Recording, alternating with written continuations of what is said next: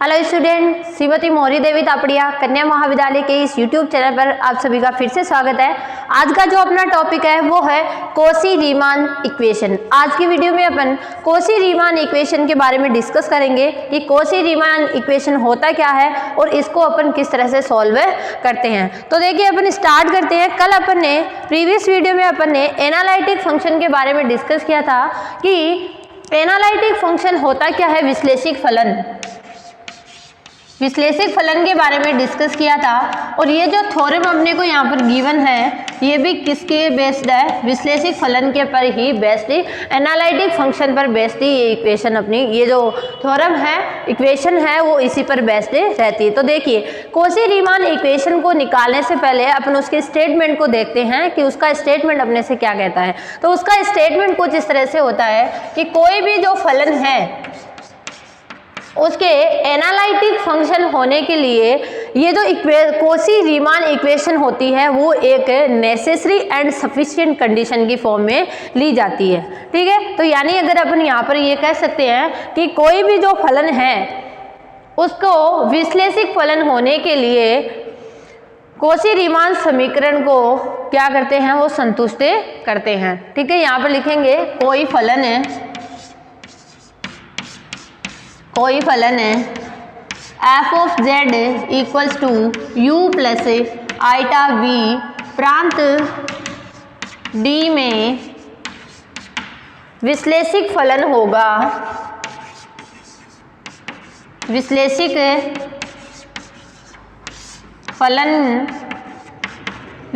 फलन होने के लिए वो प्रतिबंध को क्या करता है, संतुष्ट करता है।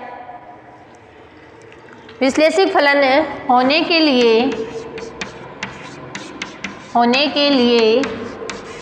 आवश्यक एवं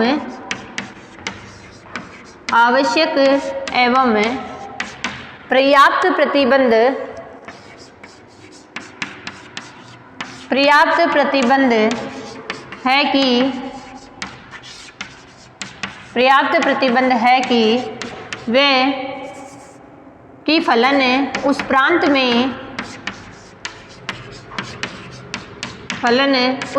में कॉची-रीमान समीकरण को संतुष्ट करें। कॉची-रीमान समीकरण को संतुष्ट करें। अब देखिए कॉची-रीमान समीकरण होती क्या है। तो कॉची-रीमान समीकरण जो है वो अपनी इस तरह से डिफाइन होती है, del u by del x equals to del v by del y, इस तरह से होता है। दूसरा del u by del y वो होता है minus del v by del x। इस तरह से ये जो अपनी कॉची-रीमान समीकरण है वो यहाँ पर डिफाइन होती है। कोई भी एनालिटिक फंक्शन जो होता है उसके लिए कॉची-रीमान समीकरण को अपन इस तरह से यहाँ पर लिख सकते हैं। ठीक है, अब अपन यहाँ पर जो है वो इसके प्रूफ को देखेंगे कि अपन इसका प्रूफ जो है वो किस प्रकार से निकाल सकते हैं। तो इसके लिए देखिए अपन इसका प्रूफ जो है वो स्टार्ट करते हैं। विश्लेषिक फलन के लिए अपनी कंडीशन क्या होती है कि विश्लेषिक फलन के लिए उसका जो कोई भी पॉइंट अगर अपन उठाते हैं तो उसके नेबरहुड के प्रत्येक बिंदु पर वो क्या होना चाहिए, अवकलनीय होना चाहिए। देन अपन उसको क्या कह सकते हैं कि वो क्या होगा, अपना विश्लेषिक फलन होगा। तो अपन यहाँ पर जो है अवकलनीयता की डेफिनेशन को यहाँ पर लगाते हुए अपन यहाँ पर इसको सॉल्व करेंगे। तो ठीक है, तो देखिए इसका जो प्रूफ है वो किस तरह से सॉल्व होगा। प्रूफ में अपना रहेगा फलन f ऑफ z प्रांत D में विश्लेषिक फलन होने के लिए क्या कंडीशन रहेगी उसकी कि उसका जो अवकलनीय जो बिंदु है उसका जो डिफरेंशिएशन है वो क्या होना चाहिए, अद्वितीय रूप से विद्यमान होना चाहिए। तो फलन f ऑफ z का मान लेते हैं कि प्रांत D में अवकलन f ऑफ z अद्वितीय रूप से विद्यमान है। अद्वितीय रूप से विद्यमान है। ठीक है, अब जो है वो अपन यहाँ पर क्या लगाएंगे, कंडीशन लगाएंगे। कौन सी? एफ डैश जेड की डेफिनेशन। एफ डैश जेड क्या होगा? Limit del Z tends to 0 F of Z plus del Z minus F of Z बटा डेल जेड, यही वैल्यू रहती है। अब देखिए यहाँ पर जो है वो अपन वैल्यू को पुट करके अपन आंसर को फाइंड आउट कर लेते हैं। अब देखिए एफ ऑफ जेड की वैल्यू अपने को यहाँ पे क्या दी हुई थी? u और v की फॉर्म में दिया हुआ था, तो अपन यहाँ पे लिखेंगे u x plus delta x plus iota v y plus delta y, ये लिखेंगे। ठीक है, माइनस में क्या लिखेंगे अपन वहां पर है, सॉरी u और यहाँ पर ये दोनों का फंक्शन है ना, u जो है वो x और y दोनों का फंक्शन है, यानी अपन ऐसे लिखेंगे x plus delta x y plus delta y. ठीक है, plus iota v x plus delta x y plus delta y, ये वैल्यू हो गया। और इसमें से क्या घटाएंगे अपना f ऑफ z, यानी अपन घटाएंगे u प्लस आइटा v, ये वैल्यू यहाँ पर है अपन घटाएंगे। अब यहाँ पर जो u है वो क्या है, फंक्शन किसका है मैं लिख देती हूँ, minus u x y plus iota v x y, और बटे में क्या है अपना डेल जेड, यानी del x plus iota del y, ये वैल्यू यहाँ पर आ जाएगी। ठीक है, अब देखो इसको अपन सॉल्व करते हैं। तो जब इसको अपन सॉल्व करेंगे, ये यहाँ पर दो टाइप से सॉल्व होगा। ठीक है, यहाँ पर डेल जेड टेंस टू 0 ले रहे हैं, तो एक बार अपन एक्स एक्स के अनुदिश लेंगे और दूसरा अपन क्या लेंगे, वाई एक्स के अनुदिश लेके इसको अपन सॉल्व करेंगे। ठीक है, यहाँ पर डेल जेड टेंस टू 0 है, तो अपन ये कह सकते हैं कि डेल जेड टेंस टू 0 है, अर्थात या तो डेल एक्स टेंस टू 0 होगा या डेल वाई टेंस टू 0 होगा।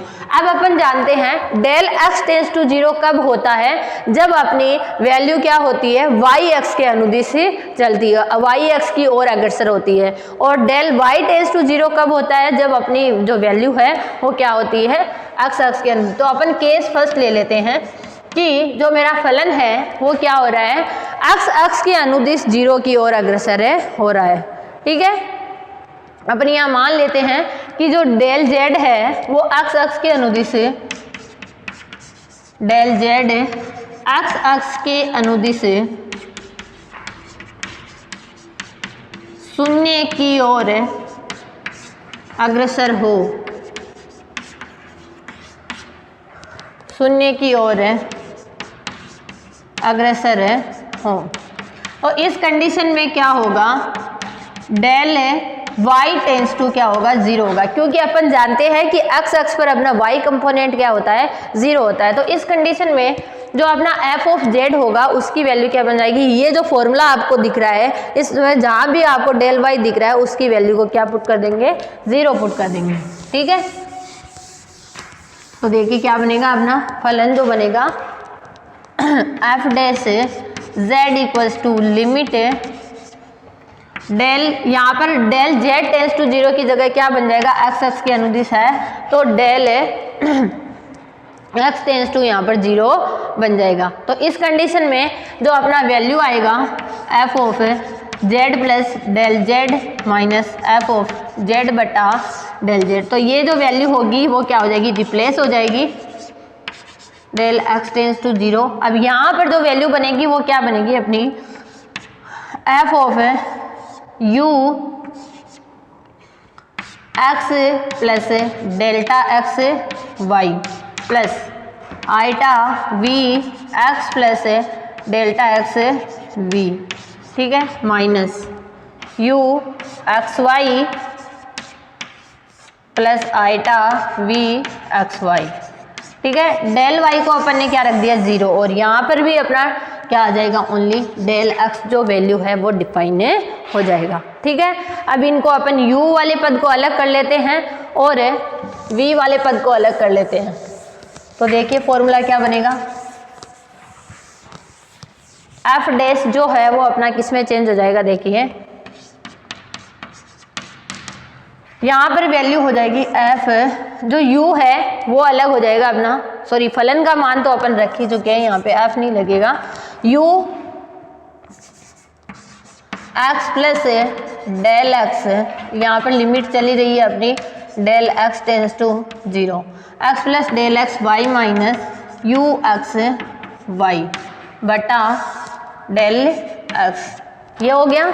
और दूसरा जो बनेगा उसको आइटा को बाहर रख लेते हैं, दोनों में कॉमन आ ही जाएगा, और v x plus del x y plus minus v x y बटा डेल एक्स।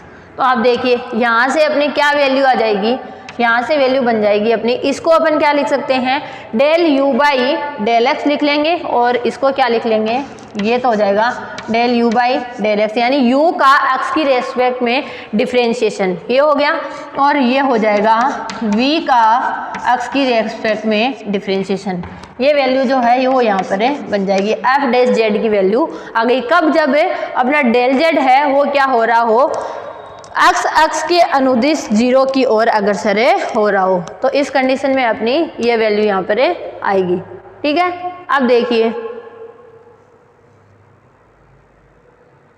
अब अगर अपन वाई एक्स के अनुदिश इसको ले तो अपने देखिए क्या वैल्यू बनेगी, वाई एक्स के अनुदिश लेते हैं अब इसको और सॉल्व करते हैं। तो वाई एक्स के अनुदिश जब अपन लेंगे तो अपना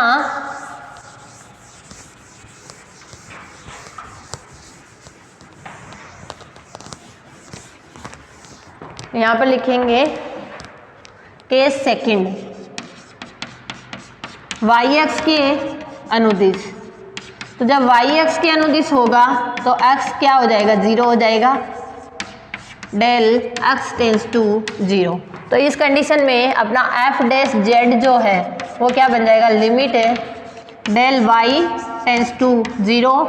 यहाँ पर जो फलन होगा उसको मैं डायरेक्ट लिख लेती हूँ, u x y plus del y बचेगा minus sorry plus iota v x plus x y plus del y, ये बचा, और इसके नीचे क्या बचा अपना आइटा डेल वाई बचा।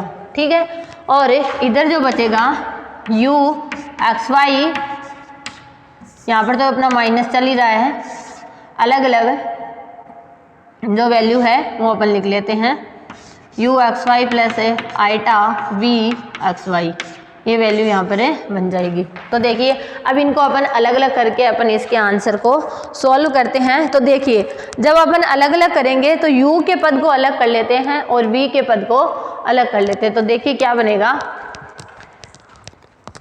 यहाँ बन जाएगा limit del y tends to 0 u x y plus del y minus u x y, ये बन गया।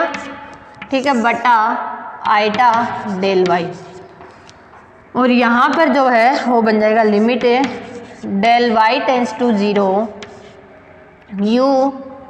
v x y plus del y, इसमें आइटा मैंने बाहर जो है वो कॉमन ले लिया है, plus v x y sorry minus, और बटे में क्या आ जाएगा आइटा डेल वाई। अब देखिए ये आइटा से तो ये आइटा क्या हो जाएगा, कैंसिल हो जाएगा। तो यहाँ पर जो वैल्यू बनेगी वो ये बनेगी 1 बटा आइटा, ये बनेगा del u by del y. ठीक है, और इधर बनेगा अपना क्या plus del v by del y. अब देखिए आइटा से अपन ऊपर नीचे मल्टीप्लाई करवाएंगे तो ये वाला पद तो माइनस हो जाएगा और ये वाला पद क्या हो जाएगा, आइटा में चेंज हो जाएगा। ठीक है, अपन पूरे पद को क्या करवा लेते हैं, यहाँ पर सॉल्व कर लेते हैं। तो अपना ये तो बन जाएगा del v by del y, इसमें अपन ऊपर नीचे आइटा का मल्टीप्लाई करेंगे तो ये बन जाएगा minus iota del u by del y, ये वाली वैल्यू बन गई। अब अपने को पता है कि जब भी अपना कोई भी बिंदु पर डिफरेंशिएशन होता है तो उसकी दोनों जो साइड्स होती है ये क्या होंगी, अपनी इक्वल होंगी। तो अपन इनको ये फलन अद्वितीय रूप से विद्यमान होना चाहिए। अपन ने यही कहा ना कि ये जो फंक्शन है वो अद्वितीय रूप से विद्यमान होगा, तभी ये क्या होगा, एनालिटिक फंक्शन की फॉर्म में यहाँ पर डिफाइन होगा। तो देखिए अपन यहाँ पर क्या कंडीशन लेंगे, अद्वितीय रूप से विद्यमान होंगे तो दोनों वैल्यूज क्या होंगी, आपस में बराबर होगी। अपन ने माना था शुरुआत में कि एफ डैश जेड जो है वो अद्वितीय रूप से विद्यमान है, अद्वितीय रूप से विद्यमान है।